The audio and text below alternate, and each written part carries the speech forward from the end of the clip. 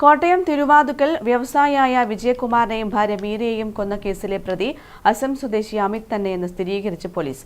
കൊല്ലാൻ ഉപയോഗിച്ച കോടാലിയിലെ finger print അമിത്തിന്റേത് തന്നെയാണെന്ന് തെളിഞ്ഞു. അമിത് മോഷണക്കേസിൽ അറസ്റ്റിലായപ്പോൾ ശേഖരിച്ച ഫിംഗർ പ്രിന്റും കോടാലിയിലെ ഫിംഗർ പ്രിന്റും മാച്ച് ചെയ്തു.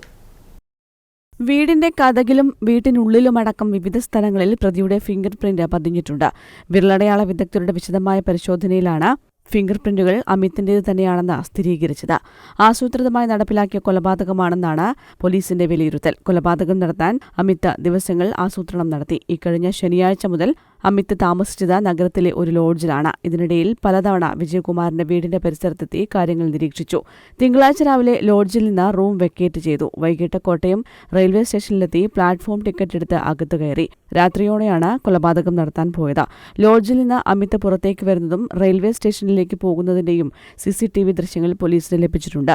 പ്രതിക്കായി അന്വേഷണം കേരളത്തിന് പുറത്തേക്കും വ്യാപിപ്പിച്ചിരിക്കുകയാണ് പോലീസ്. വിവിധ സംഘങ്ങളായി തിരിഞ്ഞാണ് സംസ്ഥാനത്തിനകത്തും പുറത്തും പോലീസ് അന്വേഷണം നടത്തുന്നത്. കൊലപാതകത്തിന് ശേഷം പ്രതി കേരളം വിട്ടുവെന്ന സൂചനയാണ് പോലീസിനുള്ളത്. പ്രതി മുൻപ് ഉപയോഗിച്ചിരുന്ന മൊബൈൽ ഫോൺ നമ്പറുകളെല്ലാം സ്വിച്ച് ഓഫ് ആണ്. അതേസമയം കോട്ടയം മെഡിക്കൽ കോളേജ് ആശുപത്രിയിൽ പോസ്റ്റ്മോർട്ടം പൂർത്തിയാക്കിയ വിജയകുമാറിന്റെയും മീരയുടെയും മൃതദേഹം വടവാത്തൂരിലെ സ്വകാര്യ ആശുപത്രിയിൽ മോർച്ചറിയിലേക്ക് മാറ്റി. വിദേശത്തുള്ള മകൾ എത്തിയ ശേഷമാകും സംസ്കാരം. News desk, Kannur vision.